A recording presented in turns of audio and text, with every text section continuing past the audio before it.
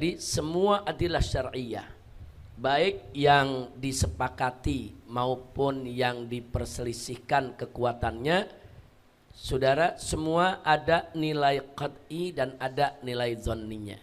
Baik yang berkaitan dengan subut yaitu wurud ataupun yang berkaitan dengan dilalah. Nah, maka itu di sini kita lihat fal adillatu syar'iyyatu mutanawwi'ah. Jadi memang yang namanya dalil syar'i ini beraneka ragam. Kembali kepada pertanyaan Habib Hanif kemarin. Kalau Quran, Sunnah jelas itu dalil. Lalu bagaimana dengan ijma' dan qiyas? Itu dalil atau turukul istidlal. Nah, jadi sudah kita jawab secara umum semuanya disebut dalil. Makanya kalau kita buka kitab usul fikih disebutnya al-adillatu syar'iyyah, berarti dia dalil. Tapi pada saat yang sama memang yang namanya qiyas itu ada macamnya, ada caranya, ada prosesnya yang semuanya menjadi bagian daripada turukul istidlal. Itu jalan untuk menggali dalil dari sumber utamanya yaitu Al-Qur'an dan As-Sunnah. Nah, maka itu di sini mari kita lihat disebutkan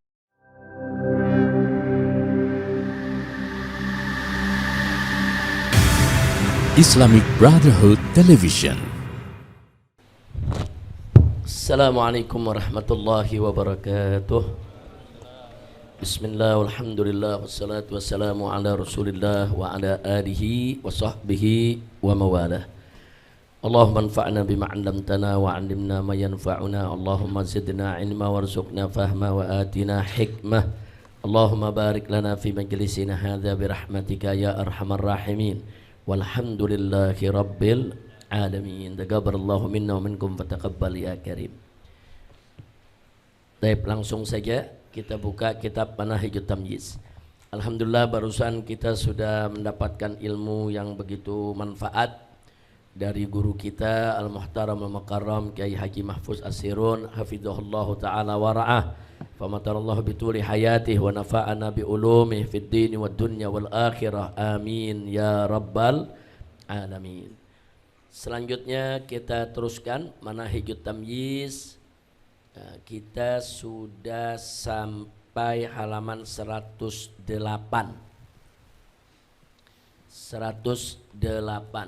tentang kuwatu hujiyatil ijtihad. Baik, silakan Habib Muhammad dibaca. Bismillahirrahmanirrahim. Alhamdulillah wassalatu wassalamu ala Rasulillah wa ala alihi washabihi wa walah. قال المصنف حفظكم الله ونفعنا بعلومكم وبعلوم مشايخكم في الدارين آمين. رضي الله عنكم. المبحث الثالث الأساس الثالث معرفة الأدلة الشرعية وقوة حجيتها. الأدلة جمع دليل، والدليل لغة هو المرشد المسألة الثالثة 108. المسألة الثالثة قوة حجية الاجتهاد.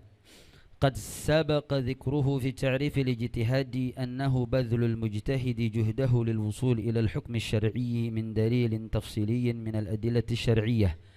فالأدلة الشرعية متنوعة منها متفق على حجيتها كالقرآن والسنة والإجماع والقياس، ومنها مختلف في حجياتها كالاستحسان والاستصلاح والعرف وشرع من قبلنا ومذهب الصحابي ومذهب التابعي وعمل أهل المدينة وإجماع أهل البيت وسد الذرائع والرؤية والإلهام والاستصحاب. كما ذكرنا آنفا أن الأدلة الشرعية غير القرآن والسنة كالإجماع والقياس من أنواع الاجتهاد، وكذلك جميع الأدلة الشرعية المختلف فيها لا يأتي إلا عن طريق الاجتهاد أو ما في حكمه، ولذلك تختلف قوة حجية الاجتهاد حسب أنواع الأدلة الشرعية ثبوتا ودلالة، فمنها قطعي ومنها ظني، فسيأتي بيان كل نوع من أنواع الأدلة الشرعية تعرفه حجيته وقوة حجيته في موضوع كل. جزاك الله خير. Ahsantum, barakallahu lakum jami'an fi jami' harakatikum wa sakanatikum. Jadi pada pasal ini kita dikenalkan dengan kekuatan daripada hujjah al-ijtihad. Sebagaimana sudah kita pelajari waktu itu bagaimana kekuatan hujjah Al-Quran, begitu juga as-sunnah. Nah ternyata juga ijtihad juga punya kekuatan hujjah. Ini yang waktu itu ditanyakan oleh Buya Salman, seingat saya. Buya Salman menanyakan bagaimana dengan ijma, qiyas, istishab, masalihul mursalah dan lain sebagainya. Apakah di sana juga ada qat'i, ada dhanni, fil wurud wa dilalah. Nah di sini jawabannya ya ikhwan.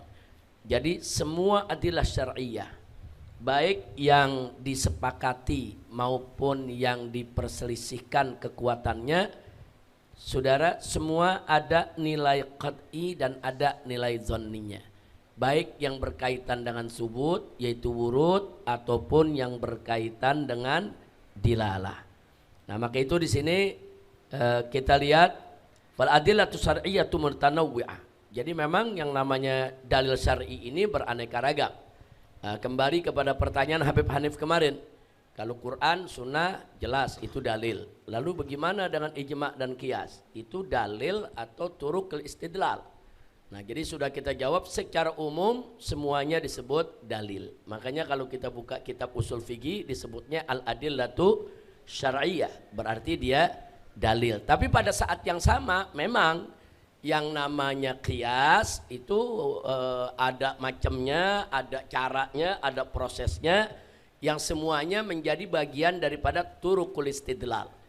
Itu jalan untuk menggali dalil dari sumber utamanya yaitu Al-Qur'an dan As-Sunnah. Nah, maka itu di sini mari kita lihat disebutkan bahwa dari adilah syar'iyyah yang mutanawwi'ah tersebut minha muttafiqun ala hujjiyatiha.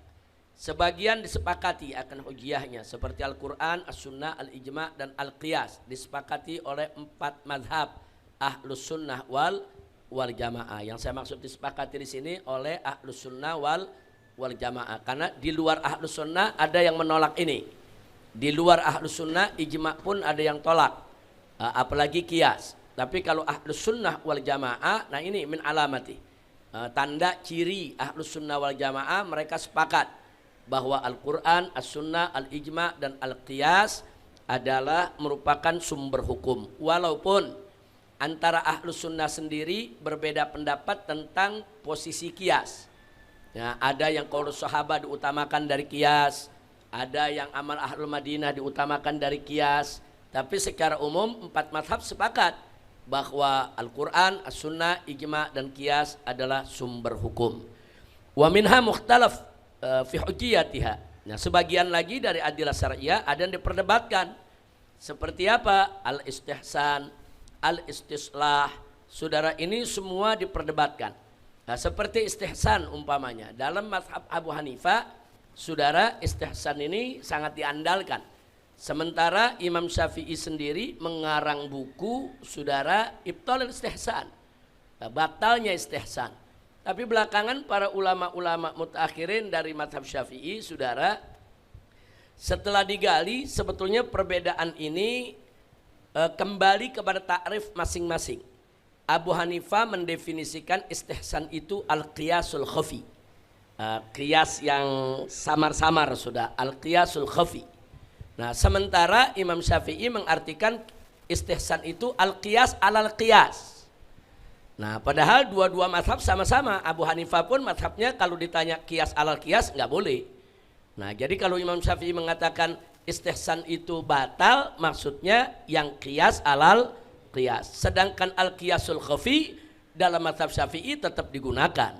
Nah cuman memang disebutnya nggak istihsan, disebutnya al-qiyasul khafi. Jadi ini bisa dikatakan ikhtilaful lafzi dan saat ini banyak digunakan. Berikutnya al-istislah.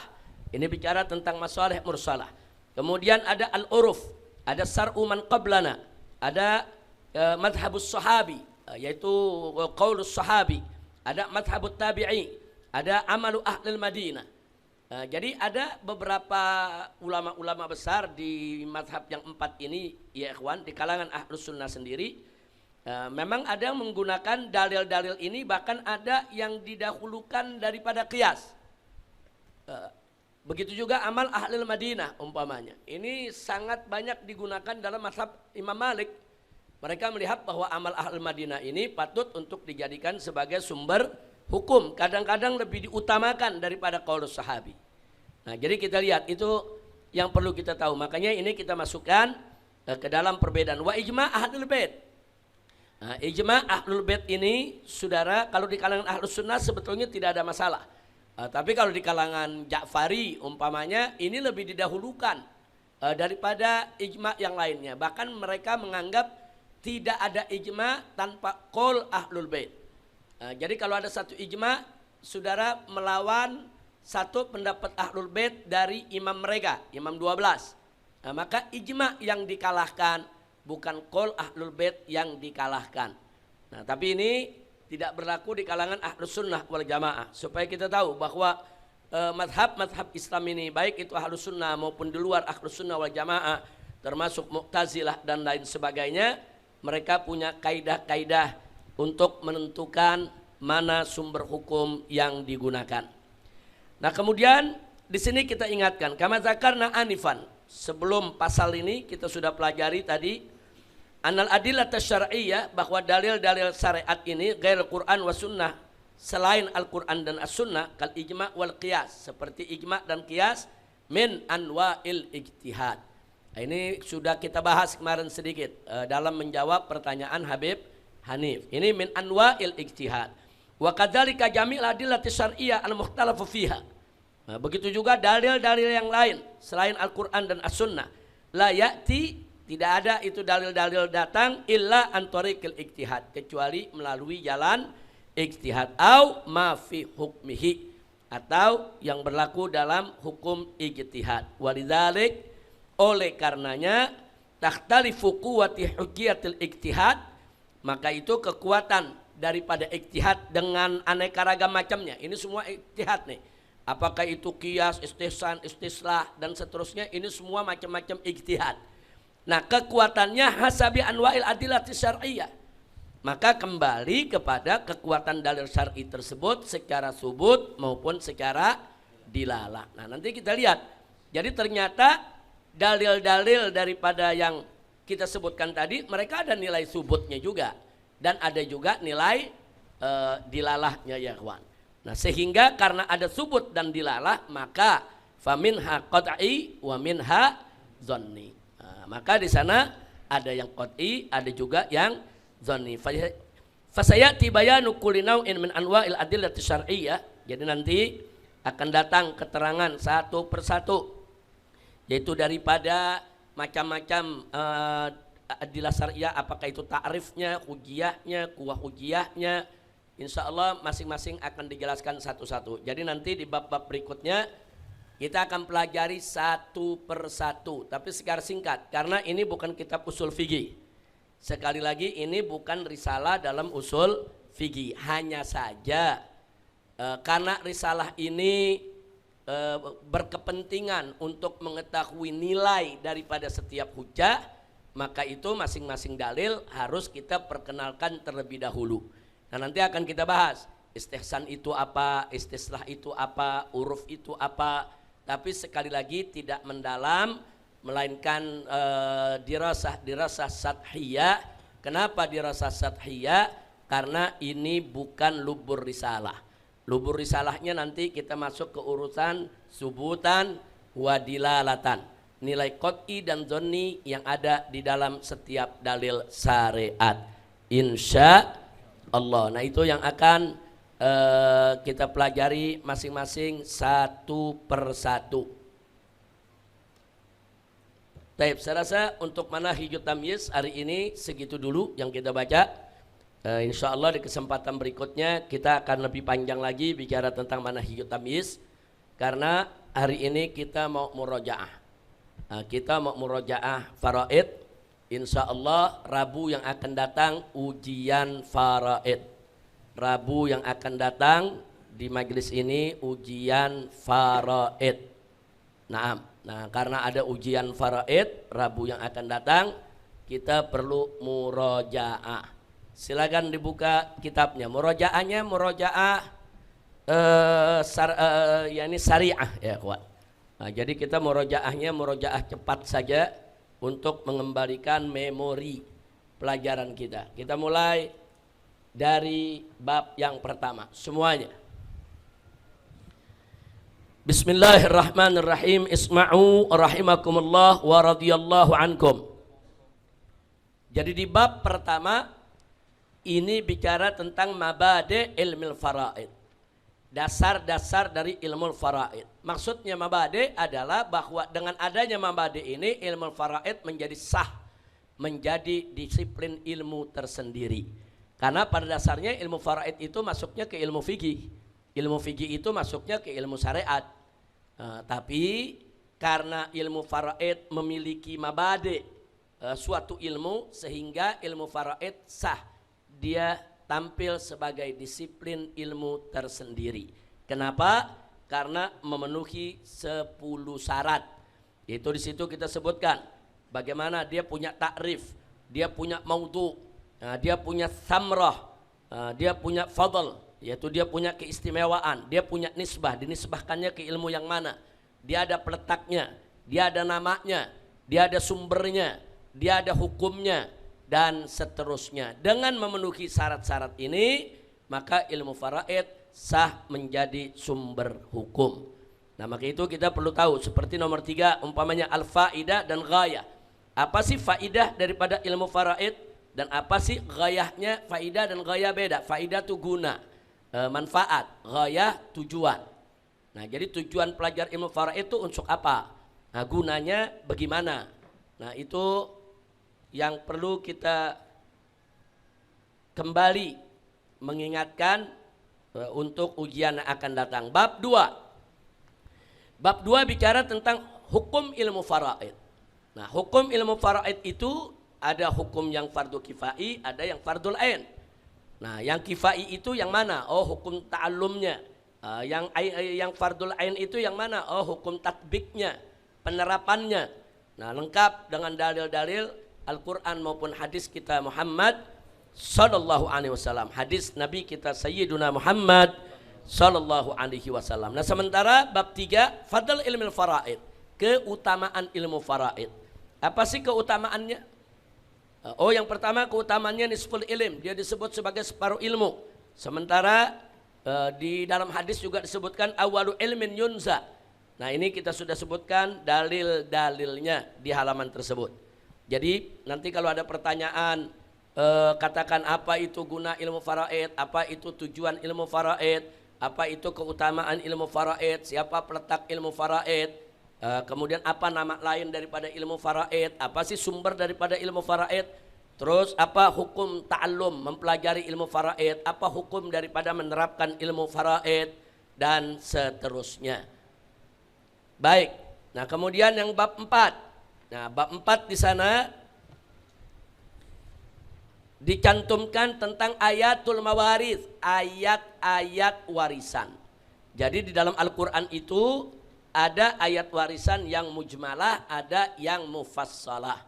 Mujmalah artinya disinggung soal warisan secara global, garis besar saja. Mufassalah yaitu ayat warisan yang lebih rinci. Nah, di sini kita lihat ayat warisan yang mujmalah global ada 3. Surat An-Nisa ayat 7, Al-Anfal ayat 75, Al-Ahzab ayat 6. Adapun yang mufassalah surat An-Nisa ayat 11 dan 12 ditambah surat An-Nisa ayat 176. Nah, di bawah ada catatan al-kalalah. Apa itu al-kalalah? Man mata laisa lahu abun wala walad. Yaitu seseorang yang meninggal dunia, dia tidak punya ayah dan dia juga tidak punya keturunan. Nah, itu soal kalalah yang disinggung dalam ayat. Jadi kalau nanti ada pertanyaan apa itu kalalah, nah kita mesti tahu ya ikhwan. Kalau ada pertanyaan yang mana sih ayat yang menjadi ayat warisan yang mujmalah, atau mana saja sih ayat warisan yang mufassalah, ya setidaknya kita tahu. Setidaknya kita tahu, bisa jadi ayat begitu muncul, atau bisa jadi ayatnya yang ditulis kita disuruh tentukan ini masuk yang mana. Nah, atau bisa jadi kebalikannya. Nah, ayatnya malah yang mana? Ayatnya yang ditulis dalam pilihan. Karena ujian kita ujian pilihan ganda. Baik, yang kelima, at-tarikah. Bab kelima, tarikah. Nah, di situ kita sudah pelajari bahwa tarikah itu adalah ma khallafahul mayyit. Apa saja yang ditinggalkan oleh si mayit. Bisa berupa amwal, berupa harta, bisa berupa hukuk, berupa hak. Nah, yang berupa harta ada yang mankulah, ada yang ghair mankulah. Ada yang bisa dipindah-pindah, ada yang nggak bisa dipindah-pindah. Nah, kemudian hukuk ada yang berkaitan dengan maliyah, berkaitan dengan harta, ada yang tidak berkaitan dengan harta. Nah, ini semua ma khallafahul mayyit. Dari sini kita lihat bahwa at-tarikah itu adalah peninggalan. Nah, jadi jangan diartikan at-tarikah itu warisan, beda. At-tarikah itu harta peninggalan yang di dalamnya ada harta waris. Harta waris itu bagian daripada harta peninggalan. Nah, kemudian ada catatan-catatan, diberikan contoh tentang hak-hak. Ada hakul diyah, hakul khiyar, hakul syuf'ah, hakul qisas, hakul qadzaf, dan seterusnya. Jadi kalau nanti ada pertanyaan, harta peninggalan itu, tarikah itu apa? Harta peninggalan itu apa? Jadi harta peninggalan adalah harta yang ditinggalkan oleh si mayit yang meninggal dunia. Baik berupa harta maupun berupa hak. Kemudian bab ke-6, al-hukuk al-muta'alliqah bitarikah, tentang hak-hak yang berkaitan dengan harta peninggalan. Nah, ini pernah kita pelajari, bahkan saya pernah beli PR ini. Nah, ini ada beberapa kali PR kita berikan kepada semua dan alhamdulillah mampu mengerjakan PR. Di mana di sini bicara tentang hak yang berkaitan dengan peninggalan ada dua. Satu hukukul mayyit, satu lagi hakul warathah. Cuman hukukul mayyit terpecah lagi jadi 4.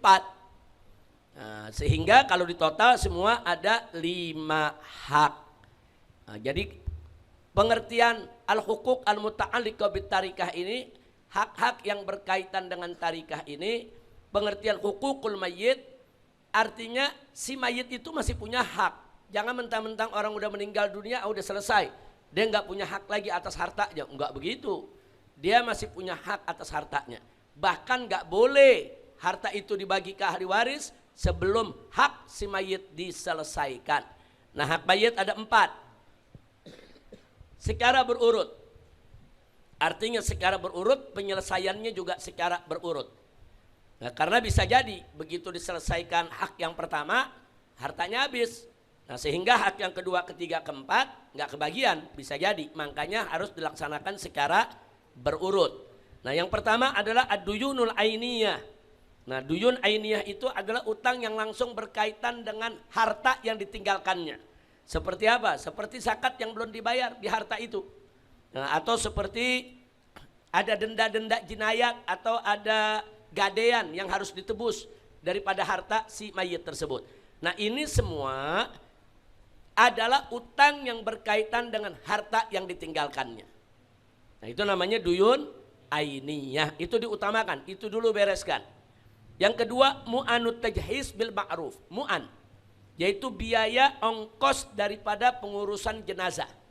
Nah, jenazah kan diurus ada ongkosnya, ada buat beli kain kafannya, beli kayunya, beli macam-macam lah pembiayaan yang diperlukan.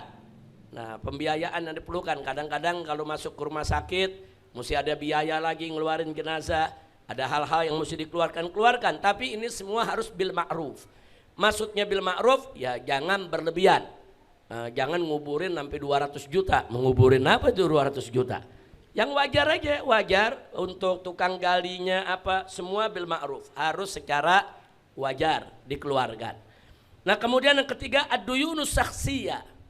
Nah, ini utang yang menjadi tanggung jawab si mayit, tapi nggak langsung berkenaan dengan harta yang ditinggalkan. Contoh, dulu 5 tahun yang lalu dia pernah punya usaha. Usaha itu udah bangkrut.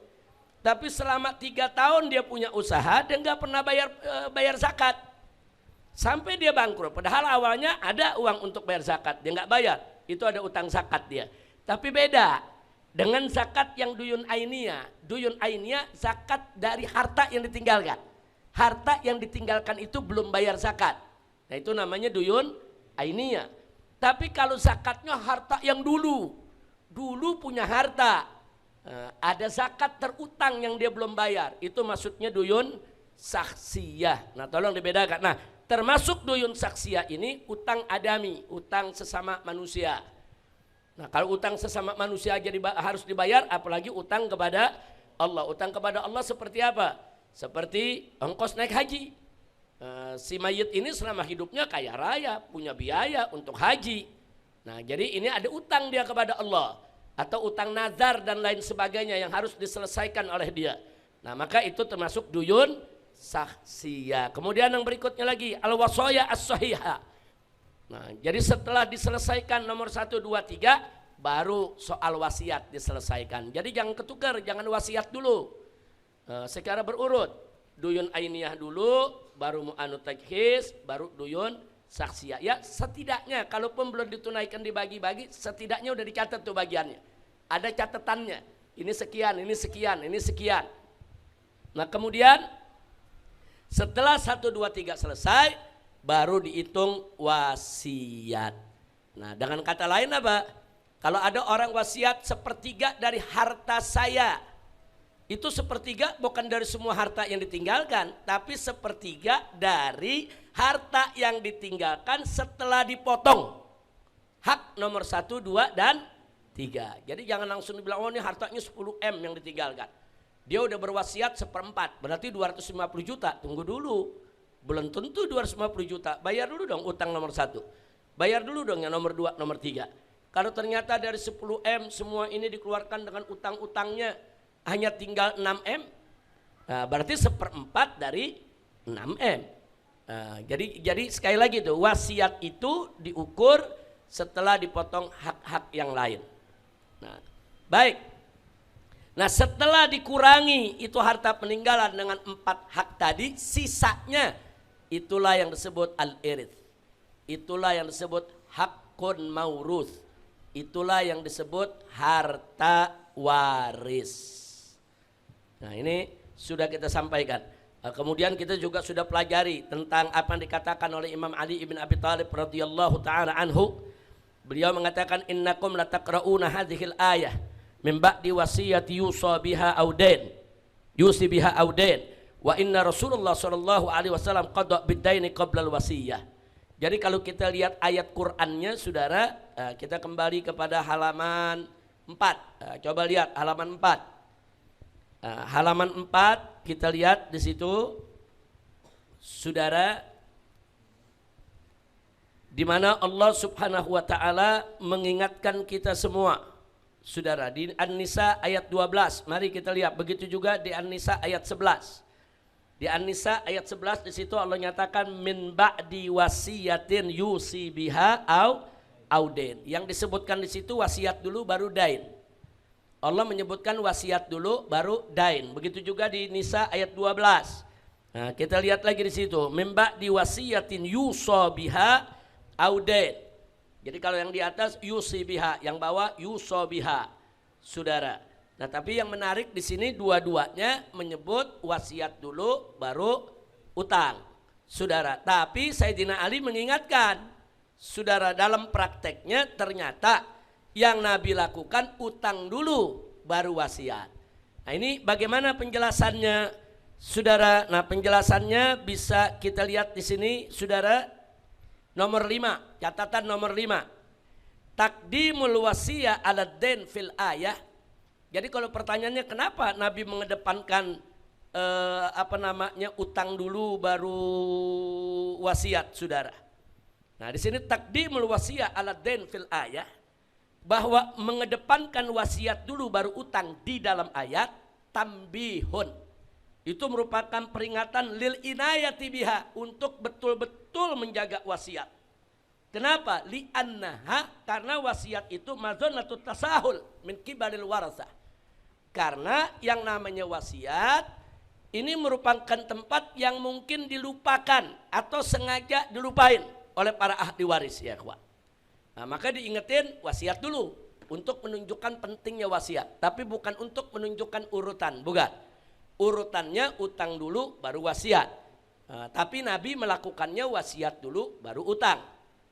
Tentu kita tahu bahwa Nabi itu adalah penjelas daripada Al-Quranul Karim. Nabi nggak mungkin untuk membolak-balikan aturan dalam Al-Quran. Jadi kalau Nabi melakukan apa yang dikatakan Sayyidina Ali tadi, utang dulu baru wasiat, kita ikuti yang dilakukan Nabi.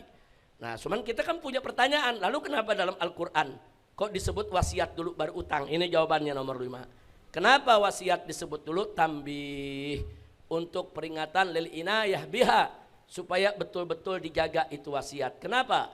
Sebab banyak ahli waris, saudara, bisa jadi mereka secara sendiri-sendiri atau berkomplot nggak mau menjalankan wasiat. Bisa terjadi.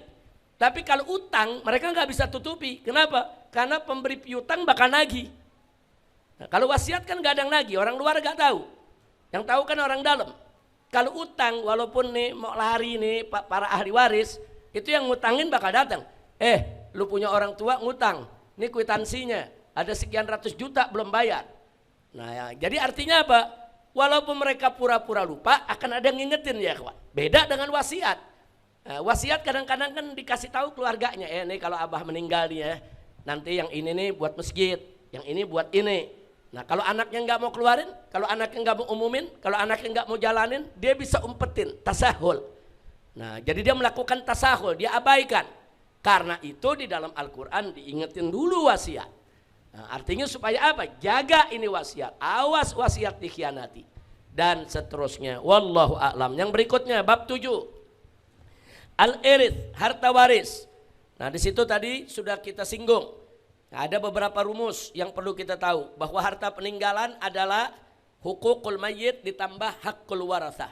Itu namanya at-tarikah. Sehingga kita bisa rumus lagi hukukul mayyit. Hukukul mayyit adalah aduyunul ainiyah ditambah mu'anut takhis ditambah aduyunus saksiyah ditambah al-wasaya as-sahihah. Lalu al-wasaya as-sahihah al-muqaddarah. Nah, wasaya itu bisa dua, bisa dia menyebutkan dengan jumlah, bisa juga dengan kadar. Maksudnya kadar setengah, seperempat, sepertiga, seperenam, itu kadar. Bisa juga langsung jumlah. Saya berwasiat 10 juta untuk ini. Saya berwasiat 10 miliar untuk ini. Itu dengan jumlah disebut. Tapi bisa juga saya berwasiat seperempat. Saya berwasiat seperenam. Nah, kalau dia melakukan wasiat dengan dengan kadar seperti itu, maka ini rumusnya. Bagaimana cara hitung wasiatnya? Maka kadar tersebut, katakan seperenam, dikali dalam kurung peninggalan dikurang hukukul mayyit selain wasiat. Peninggalan dikurang hukukul mayyit selain wasiat. Dikurang yang nomor 1, 2, 3 tadi. Habis itu hasilnya baru dikali kadar. Baru dikali seperenam atau sepersepuluh dan seterusnya. Berikutnya, jadi hakul warasah. Nah, kita bisa katakan jadi hakul warasah atau yang disebut al-irith, warisan adalah harta peninggalan dikurang hukukul mayyit. Jadi harta peninggalan dikurang hukukul mayyit. Kalau dalam apa namanya perdagangan ada bruto ada neto. Saudara, jadi harta peninggalan tuh masih kotornya. Kalau harta waris udah bersihnya. Udah dipotong semua hak baru jadi warisan. Baik, berikutnya bab ke-8. Nah, itu sudah pernah kita jadikan PR. Nah, ini latihan bagaimana cara menghitung daripada warisan. Kita sudah buat PR, antum punya PR-nya masing-masing dan sudah kita nilai. Bab 9. Nah, tentang wasiat dan iso. Apa itu iso, apa itu wasiat? Sudah sama kita pelajari. Iso punya rukun. Rukunnya adalah al-musi, al-wasi, al-musabihi, as-sigha. Jadi ada al-musi pemberi wasiat, ada al-wasi penerima wasiat. Al-musabihi sesuatu tanggung jawab yang diwasiatkan, as-sighah yaitu ijab qabulnya. Nah, isa ini wasiat tanggung jawab. Wasiat tanggung jawab itu disebut isa. Kalau saya meninggal dunia, saya titipkan ini anak saya dipelihara umpamanya oleh kakeknya, oleh adiknya, oleh kakaknya. Nah, itu namanya wasiat tanggung jawab. Itu namanya isa. Tapi kalau wasiat dengan harta itu namanya wasiyah. Nah, jadi ada wasiat, ada iso. Dua-duanya wasiat. Cuman bedanya iso mewasiatkan tanggung jawab. Kalau al-wasiyah mewasiatkan harta dari harta peninggalannya atau hak, mewasiatkan hak. Baik. Nah, wasiat juga punya rukun.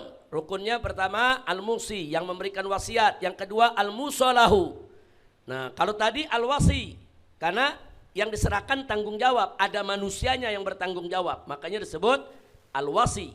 Kali ini penerima wasiat enggak disebut al-wasi, disebut al-musalahu. Karena penerima wasiat tersebut, saudara, penerima wasiat tersebut, saudara, bisa juga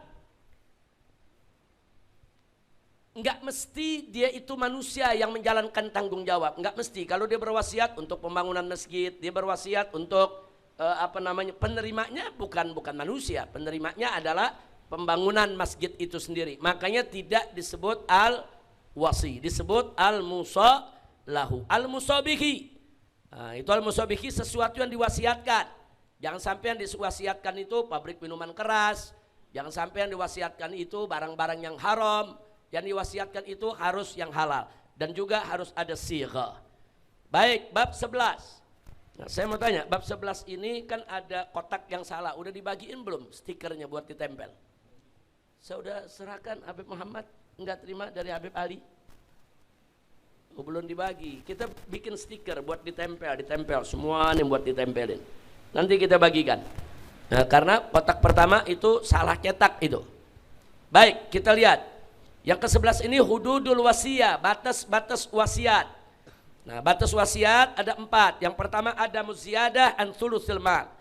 Tidak boleh lebih dari sepertiga harta. Nah, az-ziyadah an thulus, kalau ada wasiat yang lebih dari sepertiga harta, saudara, la tunaffad illa bi igasatil warasah. Tidak boleh dijalankan kecuali dengan izin ridho seluruh ahli waris. Kalau ahli waris ridho, ada wasiat lebih dari sepertiga, ya jalankan. Nah, tapi kalau ahli waris enggak ridho, bagaimana? Kalau ahli waris enggak ridho, wasiatnya tidak batal, tapi dikurangi.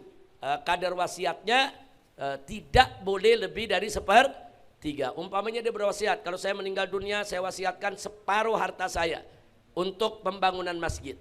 Separuh berarti lebih dari sepertiga. Nah, maka kumpulkan semua ahli waris, ridho atau tidak. Ada satu aja enggak ridho, maka wasiat tadi dikurangi. Tidak boleh setengah, tapi batas maksimal adalah sepertiga. Jadi bukan wasiat batal, bukan. Nah, tapi kalau saudara, kalau ahli waris semuanya setuju, jalankan. Nah, yang setengah tadi wajib dijalankan karena ahli waris setuju. Tapi kalau enggak setuju, kurangi sampai sepertiga. Yang kedua, i'tibarul mal inda mautil musi. Jadi harta itu hitungannya dimulai daripada wafatnya si pemberi wasiat, saudara. Nah, jadi kalau si pemberi wasiat dia tulis wasiat hari ini, sepertiga harta saya untuk pembangunan masjid atau pembangunan panti jompo umpamanya, dia wasiatkan sepertiga. Kadarnya udah betul, saudara, dan waktu dia wasiatkan itu harta dia masih ada 30 M. Tapi kemudian saat dia meninggal hartanya tidak 30 M lagi. Hartanya tinggal 10 M umpamanya. Nah, maka yang dihitung adalah harta pada saat dia meninggal. Itu pun setelah dipotong hak mayit, saudara, selain wasiat. Jadi jangan dihitung, wah ini kan waktu ditulisnya hartanya masih 30 M. Berarti dia punya wasiat 10 M tuh. Sekarang hartanya tinggal 15 M. Berarti 10 M buat pembangunan jompo, yang 5 M buat warisan. Enggak begitu. Jadi dihitungnya daripada wasiat ini pada saat jumlah harta saat yang memberi wasiat meninggal dunia. Pertanyaannya, bagaimana saat meninggal dunia udah nggak ada harta? Nol. Batal wasiatnya. Apalagi kalau diwasiat, saya wasiatkan tanah yang sebelah ini ada 300 meter, ini saya wasiatkan untuk si fulan, kawannya. Sebelum dia meninggal itu tanah dijual. Udah dijual, itu berarti tasarruf dia di dalam menjual tanah tersebut membatalkan wasiat. Wasiat kapan aja boleh dibatalkan selama dia masih hidup. Kapan saja wasiat boleh dibatalkan selama yang bersangkutan masih hidup. Nah, pembatalan itu bisa dengan kata-kata, bisa dengan tulisan dia batalkan, bisa juga dengan dia jual, dia tasarruf, di dalam harta yang dia wakafkan. Baik, yang berikutnya, i'tibarul mal ba'da wafa'i huquqil mayyit dunal wasiyah. Tadi sudah kita ceritakan. Jadi wasiat itu dihitung dari harta yang ditinggalkan setelah dipotong hak-hak mayit, dipotong duyun ainiyah, dipotong mu'anut tajhis, dipotong duyun saksiyah. Nah baru wasiat dihitung dari situ. Kemudian yang terakhir, qaunul wasiyah li ghairi waris. Wasiat itu syaratnya diberikan untuk yang bukan ahli waris. Jangan memberikan wasiat kepada ahli waris. Wasiat buat ibu, ibu ahli waris. Wasiat buat bapak, bapak ahli waris. Wasiat buat anak yang tertua, anak ahli waris. Jadi wasiat itu untuk selain ahli waris, itu syaratnya. Lalu bagaimana kalau ada yang berwasiat untuk ahli waris? Saudara, maka harus dengan persetujuan seluruh ahli waris. Nah, jadi kalau bapaknya wasiat nih rumah yang ini nih yang kita tempatin buat ibu ya, kalau saya meninggal dunia nggak boleh ada yang ambil ini rumah nih, ini wasiat saudara. Nah dia wasiat dan memang itu rumah ternyata sepertiga ke bawah dibandingkan daripada nilai harta seluruhnya. Dari segi jumlah memang sudah sah, tapi karena ibu atau istri lah saudara, dia bilang ini buat istri ya, buat istri saya, buat ibu-ibu kalian ini. Rumah ini. Nah karena wasiatnya buat ahli waris, harus minta ridho seluruh ahli waris. Kalau seluruh ahli waris setuju, jalankan. Nah berarti ibu tadi yang dapat wasiat dapat dua kali, wasiat dapat, warisan dapat. Kalau memang sudah disetujui oleh semua ahli waris, jalankan. Tapi kalau ada satu aja ahli waris nggak setuju, wasiat batal. Kalau yang ini batal, kalau yang tadi nggak batal. Kalau yang tadi lebih dari sepertiga nggak batal, diturunkan sampai batas maksimal. Tapi kali ini kalau ada satu ada yang nggak setuju, batal. Jadi nggak ada itu wasiat buat ahli waris, kecuali kalau disetujui oleh para ahli waris. Baik, nah itu saudara hududul wasiyah. Berikutnya bab 12. Ini pengulangan aja nih supaya besok kalau keluar di ujian, karena tiap halaman pasti ada soalnya nanti. Insya Allah. Baik. Yang berikutnya arkanul irs. Rukun warisan. Ada 3. Waris, pewaris, muwaris yang mewariskan. Hakun maurus. Hak yang diwariskan. Jadi ada yang mewarisi, ada yang mewariskan. Yang mewarisi itu disebut pewaris. Bahasa Arabnya waris. Nah yang mewariskan yaitu mayit yang meninggal dunia. Dia mewariskan. Nah jadi syaratnya harus rukunnya ada 3. Nah, ada waris, muwaris dan hakun maurus. Sekarang kita masuk bab 13 syurutul irth. Syarat waris, ternyata syarat waris juga ada 3. Yang pertama tahaqququ hayatil waris ba'da mautil muwarris walau lahdatan. Jadi ada kepastian bahwa si pewaris itu betul-betul hidup ada setelah kematian daripada muwarrisnya. Walau lahdah, walaupun hanya sesaat. Nah, dia mesti ada, dipastikan betul gak ada. Nah ini biasanya terjadi pada kasus-kasus kecelakaan. Ayah dan anaknya naik mobil kecelakaan, dua-duanya meninggal dunia. Nah terus nggak diketahui mana lebih dulu yang meninggal. Kalau nggak diketahui, fala tawarus bainahuma, nggak ada saling mewariskan. Nah kalau diketahui, oh ternyata dua-duanya dibawa ke rumah sakit. Anaknya meninggal jam 11, bapaknya meninggal jam 12. Berarti anak nggak dapat warisan dari bapak. Karena dia meninggal lebih dulu, saudara. Nah, kalau si bapak punya anak-anak yang lain, ya anak-anak yang lain dapat warisan. Anak yang ini nggak dapat. Nah, ini penting kita ketahui karena kalau anak ini dapat, anak ini kan mungkin punya istri, punya anak juga. Karena dia nggak dapat, ya anak istrinya nggak dapat. Karena dia meninggal duluan. Tapi kalau bapaknya yang meninggal jam 11, anaknya meninggal jam 12, anaknya dapat. Walaupun dia sudah meninggal si anak, dapat. Nah, nanti diberikan ke siapa? Diberikan ke ahli waris si anak tadi. Nah jadi untuk mengetahui mana yang meninggal duluan itu sangat penting. Itulah salah satu verifikasi. Sebelum hitung warisan diverifikasi dulu. Apalagi yang udah 7 turunan belum dibagi-bagi. Wah verifikasinya mesti detail. Ini yang meninggal tahun berapa, ini meninggal bulan apa, ini siapa yang meninggal dulu. Kita kalau hitung munasakhat, itu hitungan yang sudah turun-temurun 5 turunan belum dibagi-bagi. Itu agak ruwet. Nah salah satunya ini harus kita verifikasi dulu. Mana meninggal duluan, mana yang meninggal belakangan, mana yang meninggal bareng, itu semua mempengaruhi statusnya sebagai ahli waris. Kemudian tahaqquk mautil muwarrits, dan juga harus dipastikan bahwa si pemilik harta tadi betul-betul sudah meninggal dunia. Kalau masih di ICU belum meninggal dunia, nggak boleh main bagi-bagi warisannya.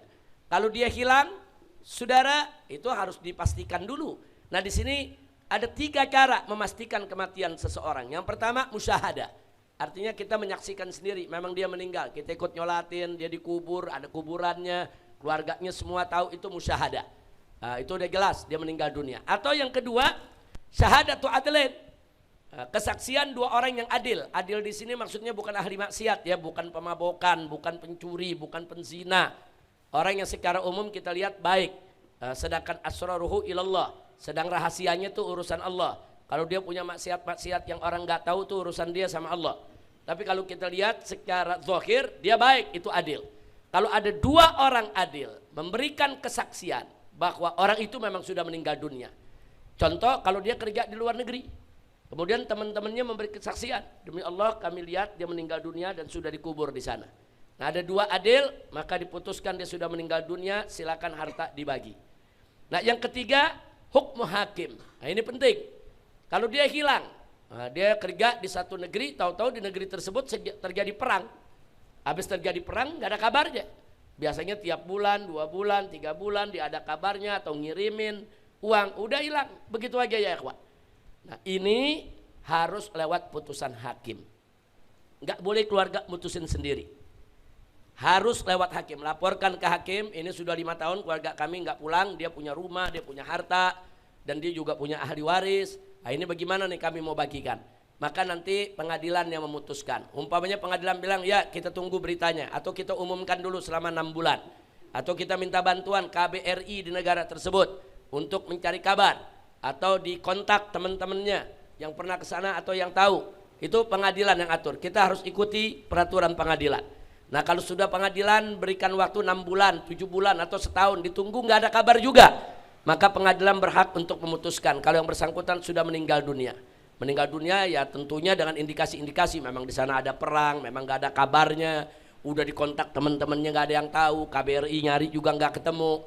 Nah itu menjadi bahan pertimbangan untuk keputusan. Kalau sudah diputuskan bagi sah. Tiba-tiba 2 tahun kemudian dia pulang. Nah ini kan jadi problem nih. 2 tahun kemudian dia pulang, bagaimana? Kalau pembagian tadi sudah sah melalui putusan pengadilan, maka selesai, tidak ada masalah. Tapi kalau tanpa putusan pengadilan, dia mutusin sendiri sekeluarga, dia bagi-bagi, yang punya pulang, wajib dikembalikan.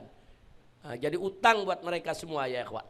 Nah, jadi persoalan begini juga penting. Alhamdulillah di Indonesia, saudara, persoalan semacam ini kita ada jalurnya, pengadilan agama yang menggunakan KHI, kompilasi hukum Islam. Alhamdulillah.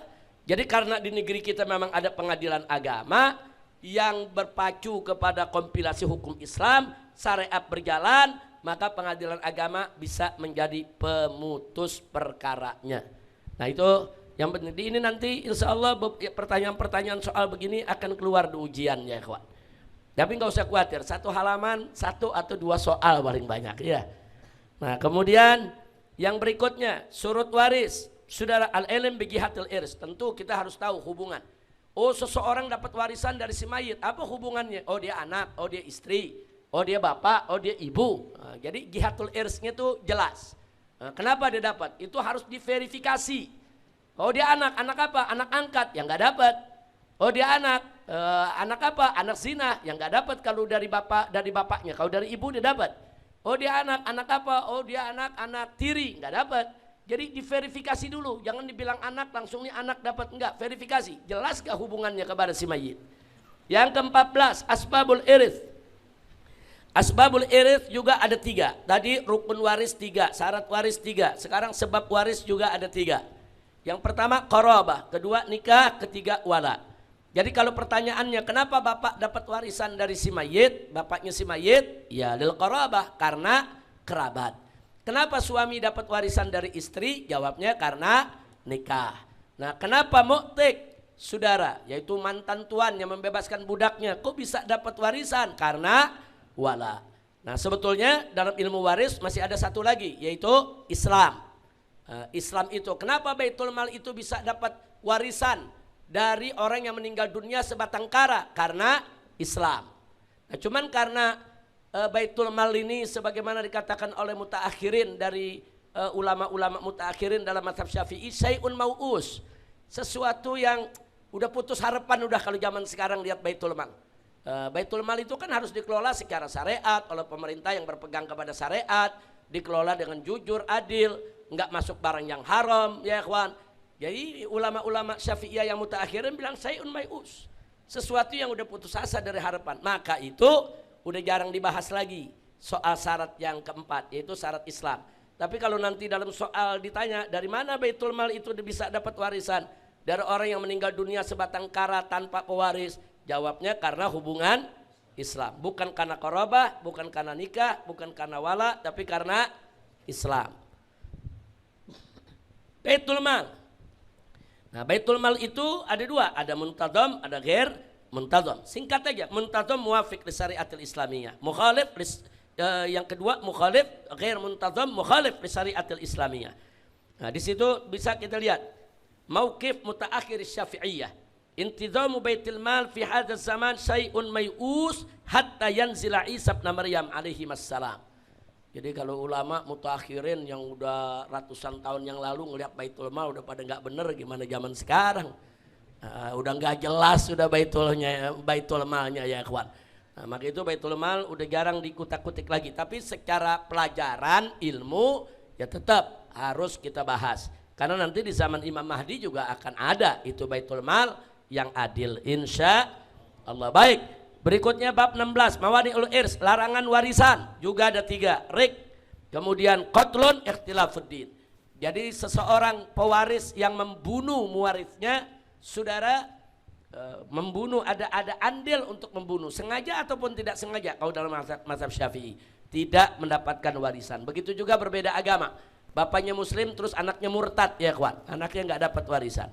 Nah, tidak saling mewarisi. Begitu juga kalau bapaknya orang merdeka, anaknya seorang budak, tidak saling mewarisi.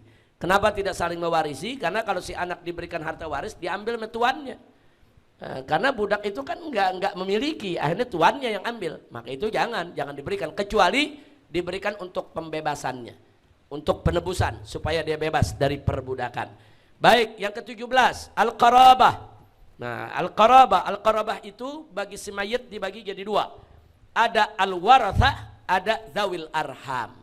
Nah, jadi mayit itu punya kerabat dibagi 2. Ada kerabatnya yang dapat warisan, ada kerabatnya yang tidak dapat warisan. Kerabat yang dapat warisan disebut warasah. Kenapa? Lil qarabah, karena ada kekerabatan. Yang tidak dapat warisan disebut zawil arham. Seperti apa zawil arham? Bintul binti, ibnul binti. Itu kan dekat banget itu. Itu cucu daripada si mayit, tapi dari garis perempuan. Nah, dia zawil arham. Dia bukan ahli waris. Baik. Kemudian paling bawah ada catatan lafzul walad. Kata walad itu dalam bahasa Arab yashmalul ibn wal bin. Kata walad itu mencakup ibnun atau bintun. Jadi kalau ibnu kita punya anak, ibnun ataupun bintun boleh kita panggil ya waladi.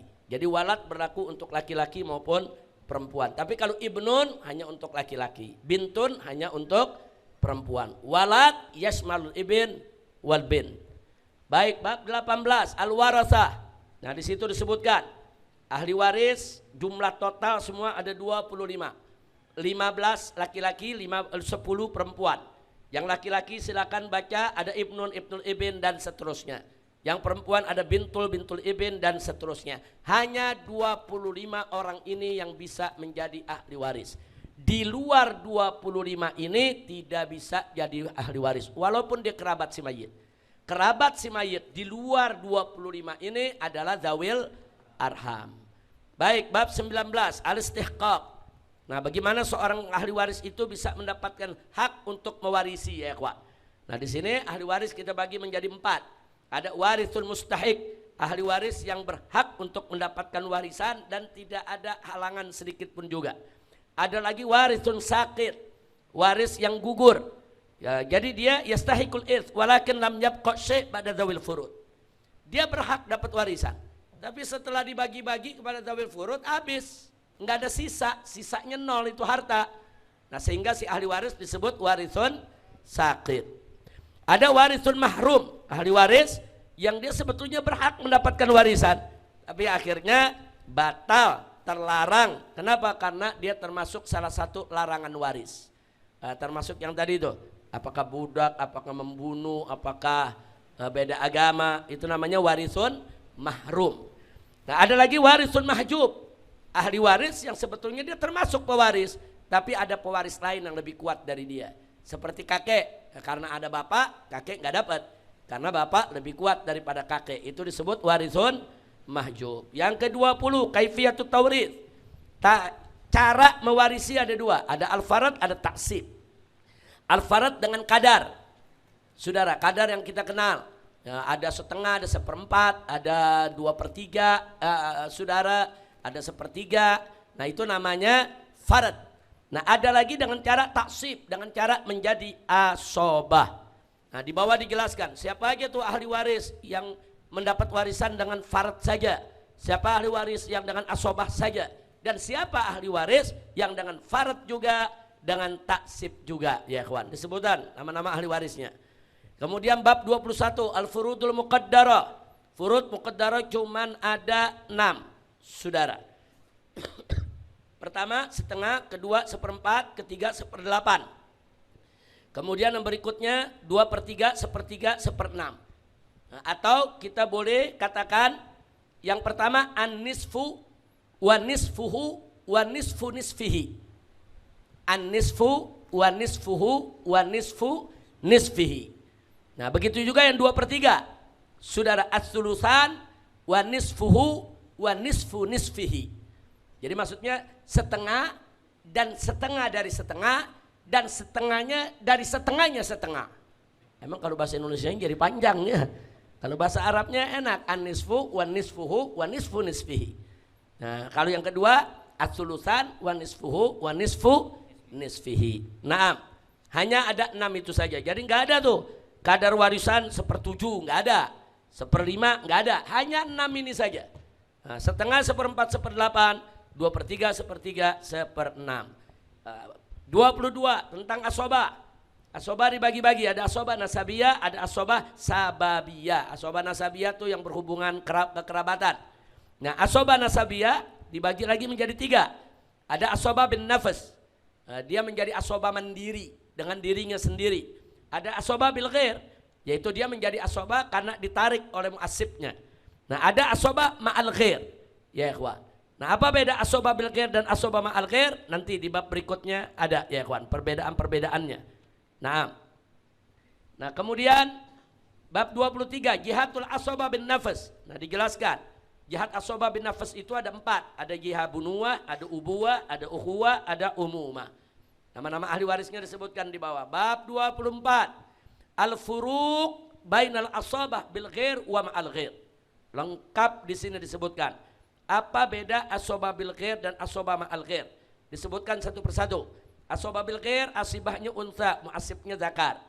Sedangkan asobah ma'al ghair al-asibah wal muasibah kullu minhuma unsa. Sama-sama perempuan, yang narik perempuan, yang ditarik perempuan. Tapi kalau asobah bil ghair yang narik lelaki, yang ditarik perempuan, seperti saudara. Kemudian yang kedua bedanya al-asib wal muasib fi darajatin wahidah. Dalam asobah bil ghair yang ditarik dengan yang menarik satu tingkatan. Seperti narik ukhtun itu satu tingkatan. Saudara, ibnun narik bintun itu satu tingkatan. Saudara. Sedangkan dalam asobah ma'al ghair al-asibah wal muasibah fi darajatin mukhtalifah. Derajatnya berbeda antara yang narik dan ditarik. Kemudian yang ketiga al-asibah wal muasib yarithani bit taksib. Yang nomor 3, asobah yang ditarik maupun yang menarik, saudara, sama-sama mewarisi dengan taksib. Nah, sedangkan dalam asobah ma'al ghair al-asibah bit taksib, sedangkan muasibnya bil farad. Muasibnya bil farad, dia tidak dapat, yaitu muasibnya dengan taksib. Baik, yang keempat terakhir, al-asibah wal muasib ala asas lidzakari mithlu hadzil unsayain. Jadi lidzakari mithlu hadzil unsayain itu berlaku untuk asobah bil ghair. dan tidak berlaku untuk asobah ma'al ghair.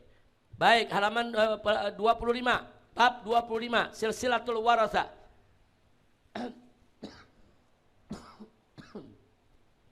Silsilatul warasa kita bagi, ada yang berdasarkan jenis, ada yang berdasarkan kaifiatul is, cara mewarisinya, ada yang berdasarkan arah asobahnya, ada yang berdasarkan macam-macam asobahnya. Nah, ini berkaitan dengan gambar-gambar yang kita berikan dari bab 26, 27, 28, 29. Nah, kemudian bab 30. Maratibul warasa. Nah, maratibul warasa kita sebutkan ada 9 maratib. Nah, kita lihat di situ ada baitul mal yang nomor 5. Kalau memang baitul mal muntazam ada, tetap baitul mal harus diberikan di urutan yang kelima. Tapi kalau baitul mal tidak ada, kita langsung masuk ke urutan yang ke-6, ke-7, 8, 9. Nah, ini yang pertama adalah diberikan untuk ashabul furud.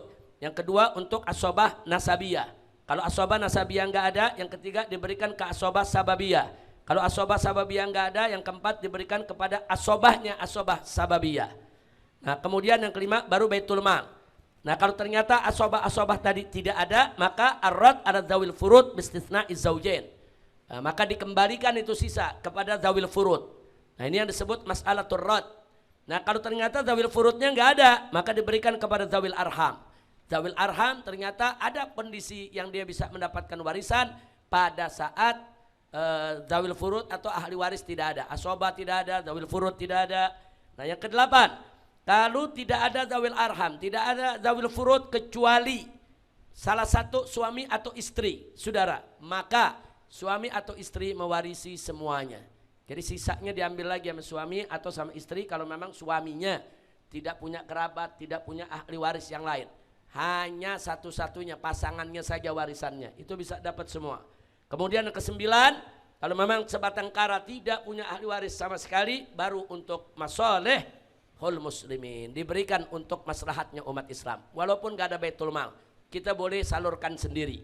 Kita bagi untuk masalihul muslimin. Mau bangun apa? Bangun masjid, bangun pesantren, bantu ini, bantu itu, bikin jembatan dan lain sebagainya boleh. Bab 31, al-hajbu. Kita sudah pelajari al-hajbu ada bil wasaf, ada al-hajbu bisyahas. Al-hajbu bil wasaf itu saudara yang kita sebut mahruman. Tapi al-hajbu bisyahas itu yang kita sebut mahjuban. Jadi ada mahrum, ada mahjub. Sebetulnya sama-sama min anwa'il hajab. Hanya bedanya mahrum karena dia terkena larangan waris. Sedangkan mahjub karena ada ahli waris lain yang lebih kuat. Nah, kemudian di halaman 32 al-hajib wal mahjub, kita ingatkan di situ ada 6 ahli waris la yuhjabuna hirmanan. Tidak pernah bisa dihalangi secara khirman. Siapa? Al-ab, al-um, al-ibn, al-bintu, az-zawj, az-zawjah. Lima-limanya nggak bisa dihalangi secara total, kecuali hanya dihalangi sebagian-bagiannya. Nah, di situ ada beberapa kaidah, saudara, sebagaimana dikatakan Al-Ja'bari fabil jihati takdim summa biqurbi. Wa ba'dahu taqdimu bil quwwati ala. Jadi sini takdim bil jihad dulu kita utamakan. Seperti idza tama al ibn wal ab faqaddimil ibn. Kalau ibn sama ab saudara menjadi satu dalam satu kasus, ada anak laki-laki, ada bapak, faqaddimil ibn. Maka yang dikedepankan adalah ibnun untuk menjadi asobah. Kenapa? Karena jihadnya lebih kuat. Jihad bunuah lebih kuat daripada jihad ubuwah. Kemudian kalau jihadnya sama, jihadnya sama-sama bunuah, maka at-taqdimu bil qurbi. Seperti apa? Ibn dengan ibnul ibn. Si mayit ada ibnun, ada ibnul ibn. Jihadnya sama-sama bunuah. Dari segi jihad sama-sama kuat. Tapi yang satu lebih dekat ke si mayit, si ibnun. Maka ibnun yang dikedepankan. Kemudian yang ketiga at-taqdimu bil quwwah. Nah, kalau sekarang jihadnya sama, kurbahnya juga sama-sama dekat seperti saudara. Saudara laki-laki sekandung dengan saudara laki-laki sebapak. Jihadnya sama-sama ukhuwah, dekatnya sama-sama saudara. Nah, di sini yang dikedepankan at-taqdimu bil quwwah. Siapa yang lebih kuat hubungan darahnya? Yang lebih kuat adalah akhsaki. Baik, qawaidul hajbi. Nah, ini silakan dibaca qawaidul hajbi semuanya, yang kemudian qawaid ini dituangkan ke halaman 34. Halaman 34 itulah susunan daripada jadwalul hajbi, jadwal hajib dan mahjub.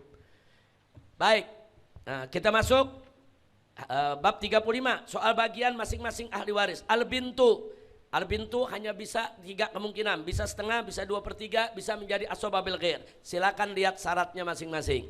Bintul ibn bisa dapat 6 kemungkinan, yaitu bisa setengah, bisa 2/3, bisa 1/6, bisa asobah bil ghair, bisa mahjub karena wujubul ibn, mahjubah atau mahjubah dengan wujudul bintain, dan seterusnya.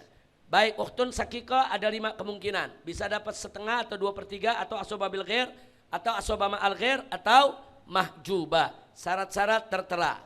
Kemudian al-ukhtulil ab ada 7 kemungkinan, ya, atau bisa juga disebut 6 kalau 6 dan 7 digabungkan, yaitu bisa dapat setengah, bisa 2/3, bisa 1/6, bisa asobah bil ghair, bisa asobah ma'al ghair, dan bisa mahjubah. Nah, mahjubah dalam 2 kondisi, maka itu kita bagi 2, 6 dan 7. Kemudian yang berikutnya al-ukhtulil al-ukhtulil itu bagiannya setengah atau 1/3 atau mahjubah. Enggak ada yang lain, syarat-syarat tertera. Kemudian berikutnya bisa dapat 1/3 mirath atau 1/3 baki sisa atau dapat 1/6 dengan syarat tertera. Al-jaddah lil al-jaddah itu hanya 2 kemungkinan, imma dapat 1/6, imma dia mahjubah. Nah, itu al-jaddah lil Dan kalau ada 2 jaddah, ada jaddah lil ada jaddah lil ab, al-jaddatan tataqasaman ala taswiyah. Nah, jadi masing-masing nenek tadi dibagi sama di antara mereka. Makanya al-jaddah lil tadi bisa dapat 1/6 ataupun mahjubah. Dia dapat 1/6 kalau nggak ada ibu, al-jaddah lil Kalau ada ibu dia nggak dapat. Nah, sedangkan al-jaddah lil ab dia dapat 1/6 kalau nggak ada ibu dan nggak ada bapak. Nah, bapak mempengaruhi jaddah lil ab, tapi bapak tidak mempengaruhi jaddah lil Nah, kemudian bisa juga mahjubah. Kemudian zaujah hanya 2 kemungkinan. Bisa 1/4, bisa 1/8. Kalau zaujahnya banyak, di bawah ditulis az-zaujat yataqasamna. Nah, itu jangan ditulis tataqasaman, yataqasamna ala taswiyah. Dia berbagi sama. Intinya zaujah kalau suaminya tidak punya keturunan yang mewarisi dia dapat 1/4. Kalau suaminya yang meninggal dunia ada turunan yang mewarisi maka dia hanya dapat 1/8. Yang ke-44 babnya al-mu'tiqah. Jadi yang kita ceritakan tadi dari al-bintu sampai al-mu'tiqah ini perempuan semua nih. Perempuan semua. Al-mu'tiqah bisa jadi asobah bil wala atau mahjubah. Nah, sekarang baru kita masuk ahli waris laki-laki. Yang pertama al-ab. Bisa dapat 1/6, bisa asobah bin nafas, bisa 1/6 plus asobah bin nafas. Digabung, syaratnya tertera. Al-jadda abul ab, ya, al-jadda abul ab, saudara. Yaitu bisa dapat dengan 5 kemungkinan. Bisa dapat 1/6 atau asobah bin nafas, atau 1/6 dan asobah bin nafas. Atau bisa mahjub bil ab. Atau yang kelima, dia punya halah khosoh terkait kasus al-jad ma'al ikhwah.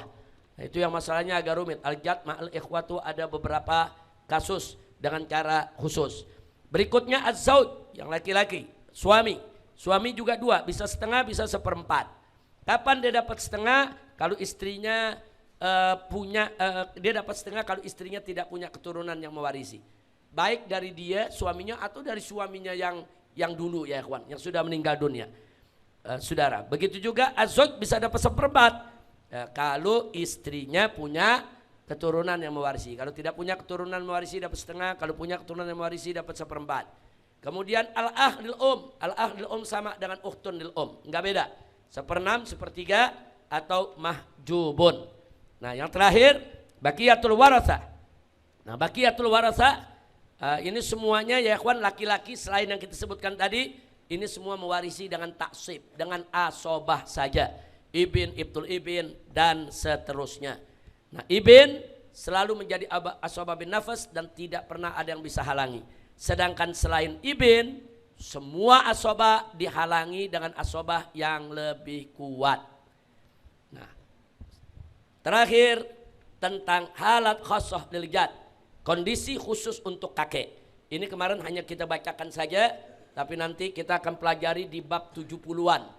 Nah, baru kita pelajari tentang bagaimana cara kondisi khusus kakek dan ikhwah. Insya Allah selesai sampai di situ 50 bab sudah kita pelajari. Mungkin 1 bab 2 soal, Jadi kalau 50 bab 100 soal. Pilihan ganda bagi yang hadir. Yang tidak hadir, hadir berikutnya ujian ulangan. Soalnya 200 soal. Nah, pokoknya kalau yang mundur nggak hadir 200 soal. Kalau yang hadir Rebu besok hanya 100 soal. Itu pun pilihan ganda. Belum ada hitung-hitungan, kita belum mulai ngitung. Itu saja, terima kasih. Kita tutup karena sudah cukup sore, kita mau sholat. Langsung saja silakan untuk dirapikan softnya untuk kita sholat. Subhanakallahumma wa bihamdika asyhadu an la ilaha illa anta nastaghfiruka wa natubu ilaik walhamdulillahi rabbil alamin. Rapikan soft, langsung komat.